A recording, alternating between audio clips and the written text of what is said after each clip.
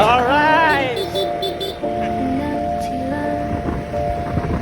Papanan yun, anak ko!